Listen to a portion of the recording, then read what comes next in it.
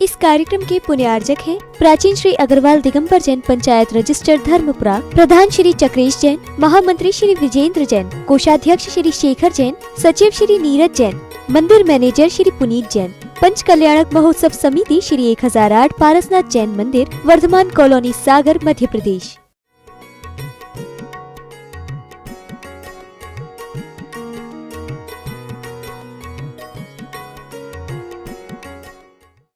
पानी ने अपना प्रभाव बढ़ाया, धीरे धीरे धीरे धीरे जा जा करके माटी के ढीलेपन को घुल घुल करके बाहर कर दिया पानी ने।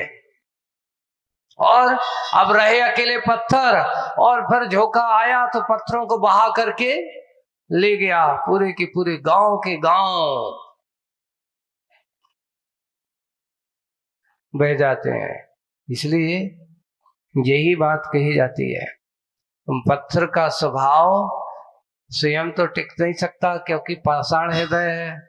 वही बात यहाँ पर कही गई, लेकिन माटी के साथ टिकने वाला जो है उसका हृदय अपने आप है, पाषाण हृदय नहीं है। दूसरे के दुख दर्द देख करके हाथ तर कोई भी पाषाण हृदय के अंदर सीना पसीना नहीं आया। जैसे माटी के अंदर जो मृदता थी, जो भाव था, वो नहीं आया, नहीं आ सकता उसे पसीना। ऐसा है तुम्हारा सीना। यानी लोग व्यवहार में आप लोग कहते जब कोई से अपन कछु सुनाओ, महाराज उनने तो यह सब भी पाषाण हृदय है, बोले कि तुम आओ तो पत्थरा पड़ गो। तुम्हारे पत्थर नहीं, तुम्हें तो एक दूसरे के प्रति प्रेम ही नहीं है, एक ही हृदय में तो कब पड़ गए, पत्थर हैं। इसको तो कोई दूसरे का दुख दर्द दिखाई ही नहीं देता। ऐसी तुलना करते हैं, ऐसा उसको बताया जाता है। पाषाण हृदय ऐसा किया जाता है। पत्थरों को वही तुलना देकर के उनको समझाया जा रहा है, और उनकी उग्रता को दूर करने के लिए वो शिल्पी उनको अच्छे से थोड़े से कटु शब्दों से, कभी पहले मीठे मीठे शब्दों से समझाए फिर भी नहीं माना, तो अब थोड़ा सा कठोर होकर के उसने समझाया। और सुनो आगे बात की थी, फिर भी अभी और भी बाकी है, तो सुनो। फिर भी ऋषि संतों का सदा सदोपदेश सदादेश है ना, सदा हमेशा देश प्रति क्षण सदोपदेश और सदादेश हमें यहाँ मिला है कि पापी से नहीं। गौर करना अच्छे से, ये सूत्र है, सूक्ति है। क्या मिला है उपदेश? पापी से नहीं, पर के पाप से, पंकज से नहीं, पर पंक से। घृणा करो अय्यार्य, नर से नारायण बनो, समुचित कार्य समुचित कर कार्य। यहाँ ये कहा जा रहा है, पापी से घृणा मत करो। किससे करो? हो अपने यहाँ भगवान पार्श्वनाथ भगवान के इतिहास को अपन उठाते हैं। कमठ के जीव ने कितनी बार उनके साथ क्या किया? एक बार नहीं, दो बार नहीं, तीन बार नहीं, कम से कम 10 भाव तक उनका क्या चलता रहा? बैरभाव चलता रहा। कौन जीता? हर बार कमठ ने बाजी मारी। किसने बाजी मारी? बोले कि देखिए, एक तरफ है जब पार्श्वनाथ का जीव हाथी बना तो वो जाकर के क्या बन गया? सर्प। दिखने में छोटा था पर गुणधर्म की कार्य की दृष्टि से देखा जाए कुर परिणामी था। उसने उसको काटा, हाथी मर गया। इस बार भी कई बार जाकर के उसने एक भाव नहीं, दो भाव नहीं, 10 भाव तक, और अंतिम भाव में भी को उपसर्ग किए, जाकर के संबर जाति का देव बन गया। हाँ? और पार्श्वनाथ भगवान कहाँ बैठे हैं? मुनि महाराज ध्यान में बैठे हैं, उपसर्ग कर रहा है, पत्थर बरसा रहा है, ओले बरसा रहा है, क्योंकि अब देव था, विक्रिया संपन्न है, शापानुग्रह शक्ति होती है देवों के साथ, कर सकता है, कोई बड़ी बात नहीं है। उनके पास इतनी ऐसी क्षमता होती है कि वो किसी को उठा भी सकते हैं तो किसी को गिरा भी सकते हैं। किसी को अगर प्रसन्न हो जाए देवों के पास, अपने यहाँ जो सभी देवों के पास, चाहे वो भवनवासी हो, चाहे व्यंतर हो, चाहे ज्योतिषी हो, और चाहे वो वैमानिक देव हो, शापानुग्रह शक्ति संपन्न देव होते हैं। शापानुग्रह शक्ति का अर्थ क्या होता है? शापानुग्रह शक्ति का अर्थ होता है कि अगर किसी पर रुष्ट हो गए तो परेशान भी करते हैं। इसलिए बंधु लोगों से कहा जाता है कि जीवन में किसी से दुश्मनी करके मत जियो। पता नहीं अगर वो देव बन गया, थोड़ी सी भी दुश्मनी भई, और बनने के बाद उसने जैसे ही देखा और देख करके उपसर्ग करना चालू कर देता है। और पहली बात तो चाहे कोई भी देव बने या ना बने, अगर त्रेंचवी वंचा सुखपाल मुनि कथा पढ़ो, सुकौशल मुनि महाराज की कथा पढ़ो, उसमें लिखा है कि देखिए वो त्रेंचनी एक सियारनी बन गई। कौन? पूर्वभव की उनकी भाभी, गुस्सा में मर करके। बस थोड़ी सी गलती ये हो कि गुस्सा में एक बार उन्होंने क्या कर दिया था, भाभी को लात मार दी। हो गई घर गृहस्थी में आपस में लड़ाई झगड़ा, किसी बात को लेकर के विवाद हो गया। गुस्से में जाकर के भाभी को उन्हें लात मार दी, और लात मारने के परिणाम से वो इतने संकलेश परिणाम से हुई, मरी, और मर करके वो सियारनी बन जाती है। और ये सुखपाल मुनि महाराज की पर्याय में वो है, मुनि बन जाते हैं। मुनि बन जाने के बाद वो देखती है, ओहो जी वो ही है, इनने हमें लात मारी थी। जाति स्मरण हो जाता है उसको। इसलिए कहा वो जाकर के उसी पैरों को खाना चालू कर देते, पर उनका कुछ हुआ नहीं। वो अपने बदले के सोचता है, अज्ञानी जीव कहते मैंने तो अपना बदला ले लिया,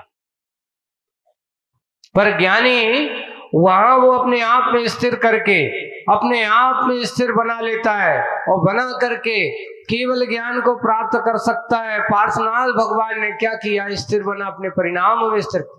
कमट का जीव करता रहा अपना काम, आखिर हारना पड़ा, नतमस्तक होना पड़ा, चरणों में साष्टांग हो गया। और साष्टांग हो करके उसने अपने आप को क्या कर लिया?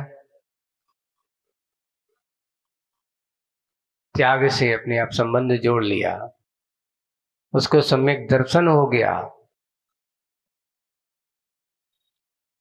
भाव भाव की भटकन मिट गई। ये है। इसलिए शत्रु सोचता है कि मैंने वार कर दिया, जीत गया, जीत गया। शत्रु कभी नहीं जीतता, जीतता तो क्षमाधारी है, सहन करने वाला। और तात्कालिक लग रहा है उसको ऐसा कि मैंने ऐसा कर दिया, मैंने ऐसा कर दिया, पर उससे होना जाना कुछ नहीं है। हमें इस बात को बहुत अच्छे से समझने की जरूरत है कि कौन किससे कितना बन सका, कौन कितना उनसे मिल सका। अच्छाई के ऊपर कितनी भी बुराई हावी हो जाए, लगता जरूर है। देखो सत्य कभी असत्य नहीं हो सकता, कभी नहीं हो सकता। हाँ ये बात लिखा है नीतिकारों ने, सत्य परेशान होता है पर पराजित नहीं होता। क्या नहीं होता? लोगों को लग रहा है कि अरे भाई ये तो बहुत परेशान है, आज को सारे के एकदम असत्य का बोलबाला है, ऐसा है वैसा है। बंधु, सत्य परेशान तो हो सकता है, विपरीतताएं उसी के सामने आती हैं, परेशानियां हो सकती हैं, लेकिन पराजित कभी नहीं होता। पार्श्वनाथ भगवान का इतिहास 10 भाव तक बदला लेता रहा, लेता रहा, लेता रहा, लेकिन हार किसकी हुई? कमठ के जीव की ही हुई, पार्श्वनाथ के जीव की। उन्हें केवल ज्ञान, हर भाव में विकास ही हुआ उनका। वही बात है यहाँ पर, कंकरों के माध्यम से उनकी कमी को तो उन्होंने दिखाया, कमी को बताया, और कमी को बता करके उसको संबोधन दिया। वही बात है, युग युग से तू अपने गुण धर्म को पहचान। तू कभी जलाशय नहीं बन सकता, तो तू हृदय शून्य है, परंतु पाषाण हृदय, हृदय शून्य तो नहीं कहूंगा, पर पाषाण हृदय अवश्य है तुम्हारा। दूसरों के दुख दर्द तुम्हें दिखाई नहीं देते, आक्रमण के ऊपर आक्रमण कर रहे हो, और लगता है तेरे अंदर नहीं आ सकता कभी उसे पसीना, ऐसा है तुम्हारा सीना। फिर भी संतों का सदुपदेश सदादेश हमें मिला, पापी से नहीं। किससे करो? पाप से घृणा करो, पंकज से नहीं, पर पंख, पंख यानी कीचड़, राग देश पाप, ऐसे इनसे क्या करो? घृणा करो। आई आर्य, हे आर्य, जो आर्य होगा वही ऐसा करेगा। नर से नारायण बनो, समयोचित कार्य करो। समयोचित का अर्थ है जैसा समय चल रहा है, जैसे समय का कार्य हो रहा है, समय को देख करके कार्य करो। अगर लगता है कि यहाँ बोलने से मेरा अहित होगा, यहाँ मुंह खोलने से अहित होगा, ऐसी जगह बोलना ठीक नहीं है। समझदार वही होता है, वहां बोलोगे फंसोगे। इसलिए यों शिल्पी से कड़वी घूंट सी पीकर दीनता भरी आंखों से कंकर निहारते हैं। कैसी? अब अलग हो गए माटी से, तो दृष्टि कल्पना कैसी? दीनता भरी दृष्टि से अपनी कमी की एहसास हो गई, दीनता भरी आंखों से कंकर निहारते हैं माटी की ओर अब, और माटी स्वाधीनता खुली आंखों से कंकरों की ओर मुड़ी देखती है। अब संबोधन दे रही कौन? कौन किसको संबोधन दे रही है? माटी कंकरों से कह रही है। अभी तक तो कौन डांट रहा था? शिल्पी। अब माटी कंकरों की ओर मुड़ी देखती है, माटी की शालीनता कुछ देशना देती सी कि, अब उसको माटी की देशना देती सी कि महासत्ता माँ की गवेषणा, समीचीन येषणा और संकीर्ण सत्ता की विवेचना अवश्य करना है तुम्हें। समझा रही है माँ उसे, बेटा अपने साथ मेरे पास रहो, मेरे साथ रहो, मेरे साथ बनकर के रहो। अब तुम्हें देशना देती है कि तुझे महासत्ता, तेरा अस्तित्व क्या है, तेरा अपना स्वभाव क्या है, उस महासत्ता को देख। तेरी अपनी सत्ता है, उसको पहचानने की कोशिश कर, उसकी विवेचना गवेषणा कर, खोजबीन कर। गवेषणा का अर्थ खोजबीन कर। समीचीन येषणा, जानो, देखो अच्छे से। येषणा का अर्थ क्या? देखना। गवेषणा का अर्थ होता है खोजना, येषणा का अर्थ होता है अच्छे से देखना। और संकीर्ण सत्ता की क्या करो, अपने अंदर की जो संकीर्णता है, जो तुम भरा पड़ा हुआ है, उसकी विरेचना बाहर फेंक। विरेचना, विरेचन का अर्थ होता है बाहर फेंकना, उल्टी कर दो। विरेचना किसको, किसकी, संकीर्णता की, संकीर्ण सत्ता की विरेचना अवश्य करना है तुम्हें। अर्थ यह हुआ, लघुता का त्यजन ही गुरुता का यजन है। जिसने अपने अंदर की दीनता, लघुता छोड़ दी, वही बड़ा बन सकता है। इसलिए कहते हैं छोटे मन वाला कभी बड़ा नहीं हो सकता। पहले से सोच लो ऐसा ही करना है, एक विशाल दृष्टि बना करके रखो। वही बात है, लघुता का त्यजन ही गुरुता का यजन ही सबका सृजन है। अपार सागर का पार, पार जाती नाव हो, उसमें छेद का अभाव हो। क्योंकि वही नाव पार जाती है जिसके में छेद। अरे भाई, संकीर्णता से भरी दृष्टि से अगर तुम रहोगे तो कभी भी संसार सागर को पार कर ही विशाल दृष्टि बनिए। सोच अच्छी रखिए, सकारात्मक सोच रखिए। और अपार सागर के पार नाव, उसमें छेद हो तो नहीं जाती।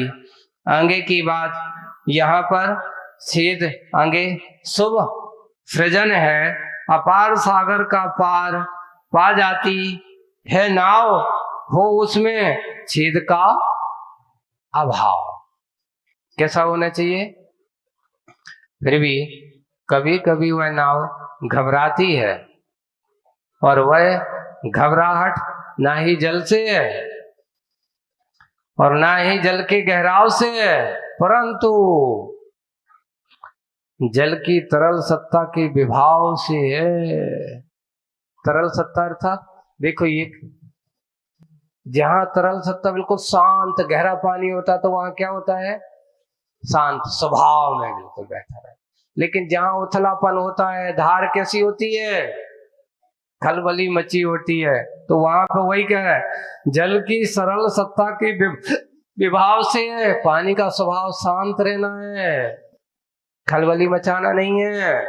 और विभाव ये होता है कि बहाव जब तेज होता है तो वही विभाव का, जो जल की गहराई को छोड़कर जल की लहराई में आकर तैरता हुआ सा अधडूबा हिमखंड है, मान का मापदंड। और आगे की बात अभी विशेष रूप से समझेंगे आगे। आज अभी इतना, इसी भावना के साथ बोलिए परम पूज्य आचार्य गुरुवर श्री विद्यासागर जी महाराज।